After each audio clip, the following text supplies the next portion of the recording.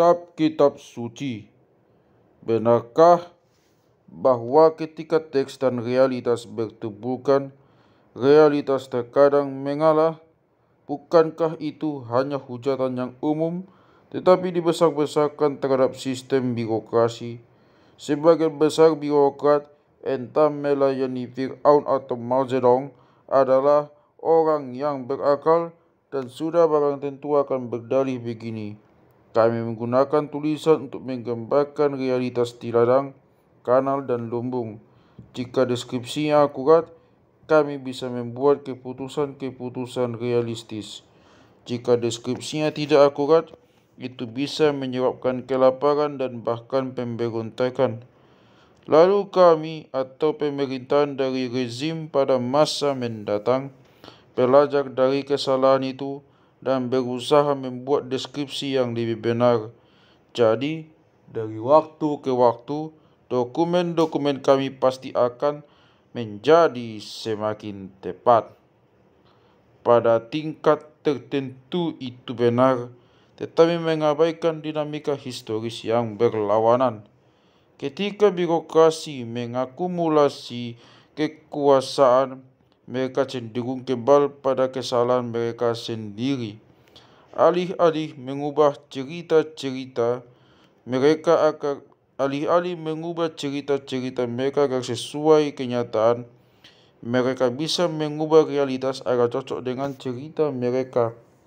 Akhirnya, realitas eksternal cocok dengan fantasi-fantasi birokrasi, tetapi hanya karena mereka memaksa realitas untuk melakukannya. Misalnya, perbatasan banyak negara Afrika mengabaikan garis-garis sungai, rentang gunung, dan rute-rute perdagangan, memecah zona-zona historis dan ekonomi tanpa perlu, dan mengabaikan identitas etnik dan religius lokal. Satu suku bisa jadi tercecer di beberapa negara, sedangkan satu negara bisa menggabungkan sempalan-sempalan dari banyak klan rival. Problem semacam itu menghantui negara di seluruh dunia, tetapi di Afrika luar biasa parah karena perbatasan Afrika modern tidak mencerminkan harapan dan perjuangan bangsa-bangsa lokal. Mereka dibuatkan garis-garis oleh para birokrat Eropa yang tak pernah menjejakkan kaki di Afrika. Pada akhir abad ke-19, beberapa kekuatan Eropa menjatuhkan klaim atas sejumlah teritori Afrika. Takut klaim-klaim yang bertentangan bisa mengarah pada perang Eropa habis-habisan, pihak-pihak yang berkepentingan berkumpul di Berlin tahun 1884 dan membagi Afrika seakan-akan itu kue pai. Pada masa itu, banyak pedalaman Afrika adalah terra incognita, tanah tak dikenal bagi orang Eropa. Inggris, Prancis, dan Jerman punya peta yang akurat wilayah-wilayah pesisir Afrika dan tahu persis di mana muara-muara sungai Niger, Kongo, dan Zambezi.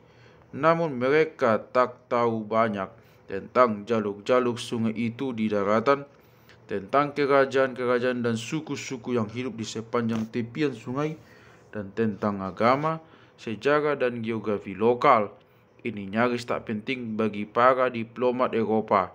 Mereka menggelar peta setengah kosong Afrika di atas meja Berlin yang berpelitur lurus, mencoret-coretkan beberapa garis di sana-sini, dan membagi-bagi benua itu di antara mereka. Ketika tiba waktunya, orang Eropa itu melakukan penetrasi ke pedalaman Afrika berbekal peta yang sudah disepakati itu. Mereka menemukan bahwa banyak perbatasan yang digariskan di Berlin sangat kurang adil bagi realitas geografi, ekonomi, dan etnis Afrika. Namun untuk menghindari terulangnya persengketaan, para penyerbu itu tetap berpegang pada kesepakatan mereka dan garis-garis imajiner itu menjadi perbatasan aktual koloni-koloni Eropa.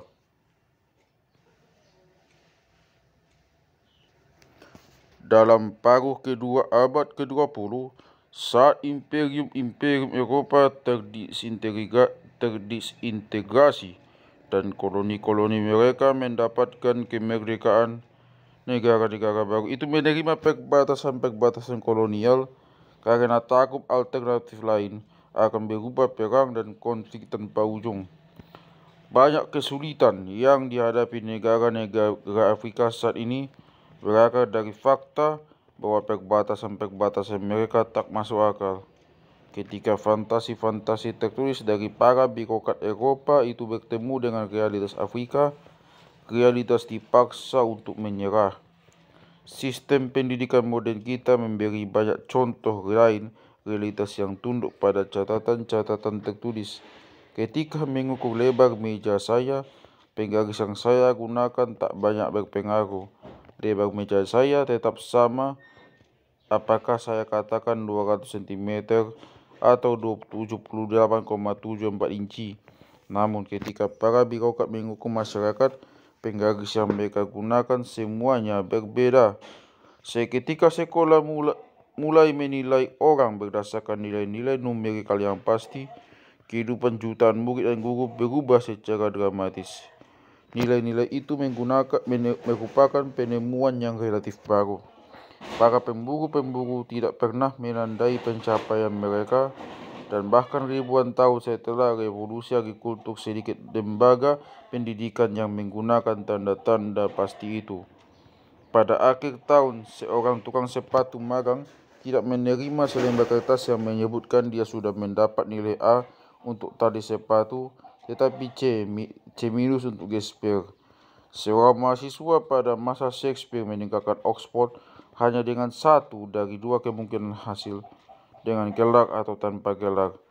Tak ada yang berpikir tentang memberi satu mahasiswa nilai akhir 74 dan yang lain 88. Sistem pendidikan massal abad industri lah yang memulai penggunaan nilai-nilai angka pasti secara reguler. Setelah pabrik-pabrik dan kementerian pendidikan menjadi terbiasa berpikir dalam bahasa angka-angka, sekolah-sekolah pun mengikutinya. Mereka mulai mengukur nilai setiap murid menurut nilai rata-rata mereka, sementara nilai setiap guru dan kepala sekolah ditentukan menurut rata-rata keseluruhan sekolah. Begitu para birokrat mulai menggunakan penggaris ini, realitas tertransformasi. Pada mulanya, sekolah-sekolah bertujuan untuk fokus mencerahkan dan mengedukasi murid, dan nilai-nilai hanyalah sarana pengukuran keberhasilan. Namun secara alamiah, sekolah-sekolah mulai fokus pada pencapaian nilai-nilai tinggi. Sebagaimana diketahui oleh setiap anak, guru, dan pengawas, kemampuan yang dibutuhkan untuk mencapai nilai tinggi dalam ujian tidaklah sama dengan pemahaman sebenarnya akan kesusastraan, biologi, atau matematika. Setiap anak, guru, dan pengawas juga tahu bahwa ketika dipaksa untuk menilai di antara keduanya, sebagian besar sekolah akan memilih nilai. Kekuatan catatan-catatan tertulis mencapai puncaknya ketika muncul kitab-kitab kuno, kitab-kitab suci. Para pendeta dan juru tulis dalam peradaban kuno menjadi terbiasa melihat dokumen sebagai buku pedoman untuk realitas. Pada mulanya teks memberitahu mereka tentang realitas pajak, ladang, dan lumbung. Namun, sebagaimana birokrasi mendapatkan kekuasaan, demikian pula teks mendapatkan otoritas. Para pendeta tidak hanya mencatat daftar properti Tuhan, tetapi juga perbuatan, perintah, dan rahasia Tuhan. Kitab-kitab suci yang dihasilkannya berlagak menggambarkan realitas secara keseluruhan, dan generasi-generasi sarjana menjadi terbiasa untuk mencari semua jawaban dalam halaman-halaman Injil, Al-Quran, dan Weda. Secara teori, jika suatu kitab suci salah menafsirkan realitas, cepat atau lambat para muridnya akan menemukan ini dan otoritas teks itu pun berkurang. Abraham Lincoln mengatakan, Anda tidak bisa membohongi setiap orang sepanjang waktu. Baiklah, itu hanya angan-angan. Dalam praktiknya, kekuatan jaringan kerja sama manusia bergantung pada perimbangan rumit antara kebenaran dan fiksi. Jika Anda mendistorsi realitas terlalu banyak, ia akan melemahkan Anda dan Anda tidak akan mampu bersaing dengan lawan-lawan yang berpandangan lebih jernih. Di sisi lain, Anda tidak bisa mengorganisasi massa secara efektif tanpa bergantung pada suatu mitos fiksional. Jadi, jika Anda bersikukuh dengan realitas murni tanpa mencampurkan fiksi ke dalamnya, hanya sedikit orang yang akan mengikuti Anda. Jika Anda menggunakan sebuah mesin waktu untuk mengirim seorang ilmuwan modern ke Mesir kuno, ia tidak akan mampu merebut kekuasaan dengan membongkar fiksi-fiksi para pendeta lokal dan menguliahi para petani tentang evolusi, relativitas, dan fisika kuantum. Tentu saja, jika ilmuwan kita bisa menggunakan pengetahuannya dalam rangka menghasilkan beberapa senapan dan benda-benda artileri, dia bisa mendapatkan keuntungan besar atas Fir'aun dan buaya Dewa Sobek. Namun, untuk bisa menambang biji besi, membangun tanur tinggi, dan memproduksi bubuk mesiu, ilmuwan itu akan memerlukan banyak petani pekerja keras. Apakah Anda benar-benar berpikir dia bisa menginspirasi mereka dengan menjelaskan bahwa energi dibagi massa sama dengan kecepatan cahaya dikuadratkan? Jika Anda kebetulan berpikir demikian, silakan berpergian ke Afghanistan atau Suriah masa kini dan mencoba keberuntungan. Organisasi manusia yang benar-benar kuat seperti Mesir era Fir'aun, imperium-imperium Eropa, dan sistem sekolah modern tidak dengan sendirinya berpandangan jernih. Banyak dari kekuatan mereka bergantung pada kemampuan untuk memaksakan keyakinan-keyakinan fiksional mereka pada realitas yang pasrah. Itulah inti dari ide tentang uang. Misalnya, pemerintah membuat lembar-lembar kertas tanpa nilai, mendeklarasikannya bernilai, dan kemudian menggunakannya untuk menghitung nilai segala sesuatu. Pemerintah memiliki kekuasaan untuk memaksa warga membayar pajak dengan menggunakan lembar-lembar kertas kini, sehingga warga negara tak punya pilihan selain mengikutinya, paling tidak sebagian dari mereka. Akibatnya, uang kertas ini benar-benar menjadi bernilai. Para pejabat pemerintah tetap percaya pada uang-uang itu, dan karena pemerintah mengontrol penerbitan uang kertas itu, kekuatannya pun tumbuh. Jika seseorang memprotes bahwa ini hanya lembar-lembar kertas tak bernilai dan berperilaku seakan-akan uang itu memang hanya lembaran kertas, dia tak akan mendapat apa-apa dalam kehidupannya. Hal yang sama terjadi ketika sistem pendidikan mendeklarasikan bahwa ujian matrikulasi adalah metode terbaik untuk mengevaluasi mahasiswa. Sistem itu memiliki otoritas yang memadai untuk mempengaruhi standar bagi perguruan tinggi dan standar-standar penerimaan pegawai di kantor pemerintahan serta sektor swasta. Karena itu, para mahasiswa menginvestasikan seluruh upaya mereka untuk mendapatkan nilai yang bagus. Posisi-posisi dambaan diduduki oleh orang yang mendapat nilai tinggi yang secara alamiah mendukung sistem yang membawa mereka ke sana. Fakta bahwa sistem pendidikan mengontrol ujian-ujian penting memberinya kekuasaan lebih dan peningkatan pengaruh atas perguruan tinggi, kantor pemerintah, dan pasar kerja. Jika seseorang memprotes bahwa sertifikat gelar itu hanya selembar kertas dan berperilaku menurut anggapan itu, dia tak akan mendapat apa-apa dalam kehidupannya. Kitab-kitab suci berfungsi dengan cara yang sama. Lembaga keagamaan memaklumkan bahwa kitab suci itu berisi jawaban atas semua pertanyaan kita. Secara simultan, ia menekan pengadilan, pemerintahan, dan bisnis untuk berperilaku menurut apa yang dikatakan kitab suci. Ketika seorang bijak bestari membacakan kitab suci kemudian menatap dunia, dia melihat bahwa memang benar-benar cocok. Kitab suci mengatakan bahwa Anda harus membayar upeti kepada Tuhan, dan lihat, setiap orang membayar. Kitab suci mengatakan bahwa perempuan lebih rendah dari lelaki dan tak bisa menjadi hakim atau bahkan memberi kesaksian di pengadilan. Dan lihat, memang tak ada perempuan menjadi hakim dan pengadilan menolak kesaksian mereka. Kitab suci menyatakan bahwa siapapun yang mempelajari firman Tuhan akan berhasil dalam kehidupan, dan lihat, semua pekerjaan yang baik dipegang oleh orang yang memahami dengan sepenuh hati kitab suci. Orang bijak seperti itu secara alamiah akan mulai mempelajari kitab suci. Karena dia bijak, dia akan menjadi ahli kitab suci dan ditunjuk menjadi hakim. Ketika menjadi hakim, dia tak akan membolehkan perempuan menjadi saksi di pengadilan. Dan ketika memilih pengganti, dia tentu saja akan mengambil seseorang yang tahu kitab suci dengan baik.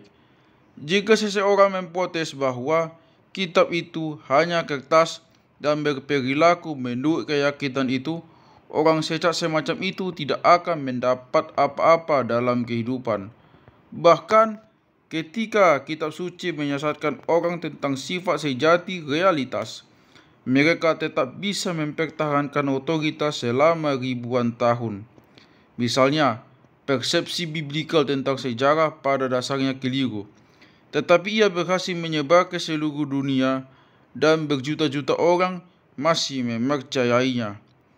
Bibel menjajakan teori sejarah monoteistis dengan mengklaim bahwa dunia diatur oleh satu Tuhan Maha Kuasa yang peduli di atas semua yang lain, dan pada saya dan perbuatan saya. Jika suatu kebaikan terjadi, itu pasti hadiah untuk perbuatan baik saya. Setiap bencana pasti hukuman atas dosa-dosa saya. Maka orang Yahudi kuno percaya bahwa jika mereka menderita akibat kekurangan, atau jika Raja Nebukadnezar dari Babilonia menginvasi Judea dan mengasingkan penduduknya, sungguh ini karena hukuman Tuhan atas dosa-dosa mereka sendiri. Dan jika Raja Kirus dari Persia mengalahkan Babilonia dan membolehkan orang Yahudi di pengasingan kembali ke tanah air yang membangun kembali Yerusalem, Tuhan yang Maha Pengasih pasti mendengar doa-doa mereka yang penuh penyesalan. Bibel tidak mengakui kemungkinan bahwa mungkin kekeringan disebabkan oleh letusan gunung berapi di Filipina, bahwa Nebukadnezar menginvasi untuk mengejar kepentingan komersial, dan Raja Kirus punya alasan politik untuk mendukung orang Yahudi. Karena itu, Bibel tidak punya ketertarikan pada apapun dalam memahami ekologi global, ekonomi Babilonia, atau sistem politik Persia. Keasikan dengan diri sendiri seperti itu mencirikan semua manusia pada masa kanak-kanak. Anak-anak dari semua agama dan budaya berpikir bahwa mereka adalah pusat dunia, sehingga tak punya banyak kepentingan murni pada kondisi dan perasaan orang lain. Itulah mengapa perceraian begitu traumatis bagi anak-anak. Seorang anak usia 5 tahun tak bisa memahami bahwa sesuatu yang penting sedang terjadi karena sebab-sebab yang tak terkait dengan dirinya. Tak peduli berapa kali pun ayah dan ibunya memberitahu bahwa mereka sudah berdiri sendiri dengan masalah dan harapan masing-masing, dan bahwa mereka tidak bercerai karena dia, anak tetap tak bisa menerimanya. Dia yakin bahwa segalanya terjadi karena dia. Sebagian besar orang tumbuh dalam delusi kekanak-kanakan ini.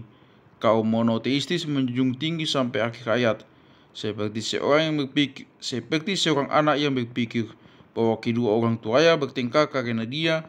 Orang monoteis yakin bahwa orang Persia memerangi Babilonia karena mereka. Sudah sejak masa biblikal, sebagian budaya memiliki persepsi kesejarahan yang jauh lebih akurat. Agama animis dan politeis memandang dunia sebagai tempat bermain bagi banyak kekuatan yang berbeda, bukan satu Tuhan tunggal.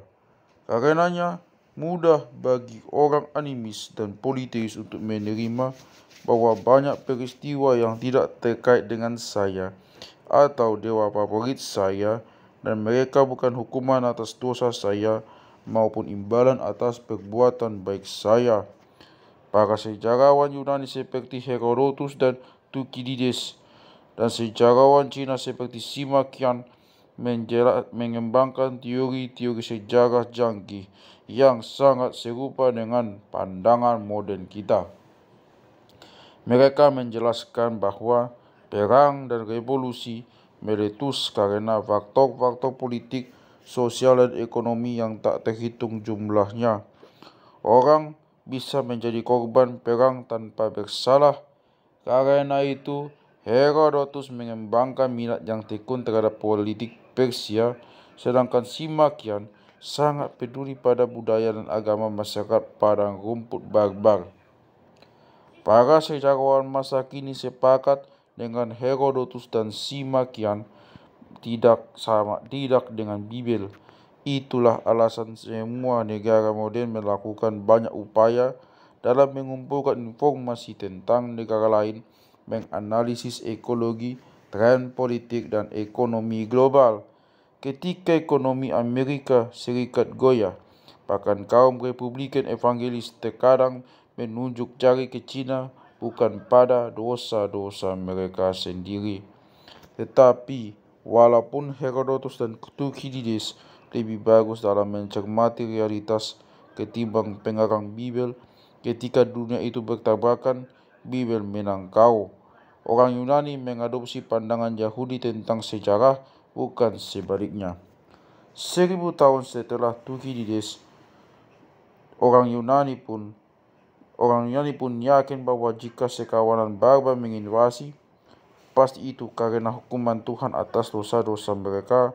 Tak peduli seberapapun kesalahan pandangan dunia biblikal, ia memberi basis yang lebih baik bagi kerjasama manusia dalam skala besar.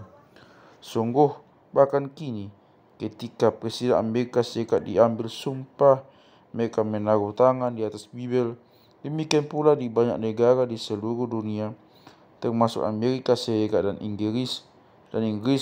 Para saksi di pengadilan menaruh tangan di atas Bibel untuk bersumpah menyampaikan kebenaran, seluruh kebenaran, dan tak ada lain selain kebenaran. Ironis bahwa sumpah untuk menyampaikan kebenaran diletakkan di atas sebuah buku yang penuh dengan begitu banyak fiksi, mitos, dan kesalahan.